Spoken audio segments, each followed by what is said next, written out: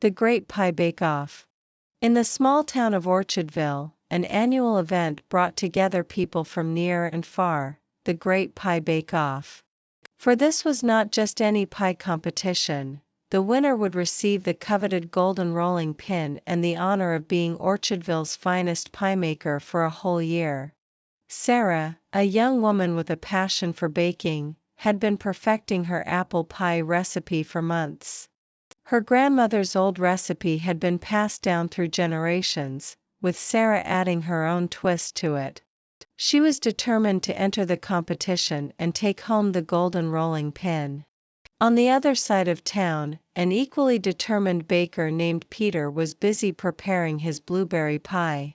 He believed that the secret to a perfect pie was in the crust, and he had spent years mastering the art of making it flaky and delicious. Peter had come close to winning the previous year, and he was sure that this would be his year. The day of the competition dawned bright and sunny. The aroma of freshly baked pies filled the air as participants set up their stalls, displaying their pies with pride. Judges wandered from stall to stall, tasting and making notes, while eager attendees waited for their chance to sample the delicious offerings. Sarah's apple pie was a hit. The combination of sweet and tart apples, the hint of cinnamon, and the perfectly golden crust had the judges nodding in approval. Whispers filled the air about the delicious pie from the young newcomer. Peter's blueberry pie was equally impressive. The berries burst with flavor, and the crust was, as always, impeccable.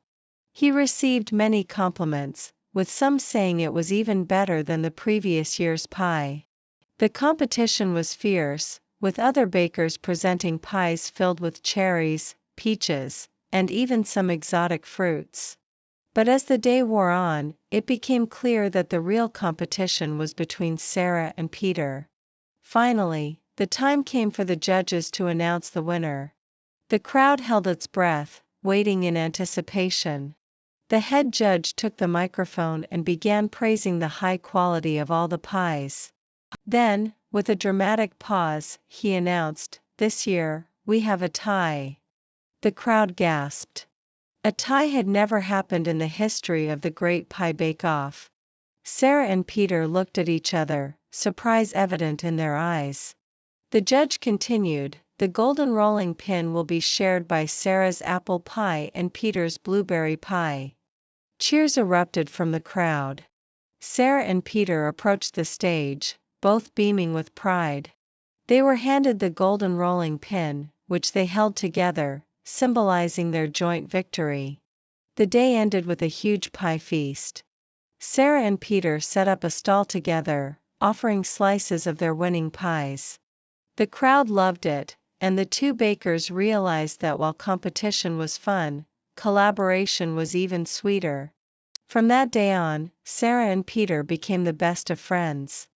They opened a bakery together in Orchardville, offering a variety of pies, each more delicious than the last. The townspeople often remarked that the pies tasted even better now that they were made with a special ingredient, friendship. And so, the tale of the Great Pie Bake-Off became not just a story of competition but a lesson in the joy of coming together and celebrating shared passions. The people of Orchardville looked forward to the event every year, not just for the pies but for the spirit of community and togetherness it fostered. Journey through a dreamland. Sophie had always been a vivid dreamer. Each night, she would find herself in a new world, facing new adventures. But one night, she entered a realm unlike any other she had ever experienced. As she opened her eyes, she found herself standing on a floating pathway made of crystal. The sky was awash with colors she had never seen before, shimmering and changing every second. Giant waterfalls flowed from floating islands, but instead of water, they were cascading stardust that sparkled brilliantly. Curiously, she began to walk along the pathway. Each step she took emitted a soft, melodic tone, creating a harmony as she moved. Before long, she came across a river. Instead of water, it flowed with pure liquid silver. A boat, seemingly made of pure light, waited at the shore, with a figure beckoning her to come aboard. The boatman, dressed in robes of shifting colors, nodded at Sophie.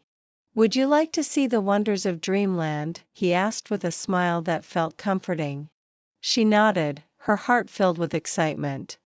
The boat glided effortlessly over the liquid silver, taking her past forests where trees had trunks of gold and leaves made of precious gems. They soared over mountains with peaks touching the kaleidoscopic sky and valleys where flowers sang lullabies. But what caught Sophie's attention the most was a city in the distance, with towering spires and flying creatures. "What is that place?" she asked the boatman. "That," he replied, "is the city of dreams. Every dream ever dreamt resides there." Sophie's eyes widened in wonder. "Can we go there?" The boatman nodded, steering the vessel towards the city. As they approached, the gates opened, revealing streets paved with clouds and buildings made of glass that reflected the dreams of every individual. People wandered the streets, but they were not ordinary humans. They had wings, tails, multiple eyes, the embodiments of dream characters. In the heart of the city stood a magnificent library. The boatman led Sophie inside, where she found not books, but thousands of tiny, glowing orbs. "Each orb is a dream," the boatman explained. "Touch one, and you can experience that dream." Sophie reached out and touched an orb.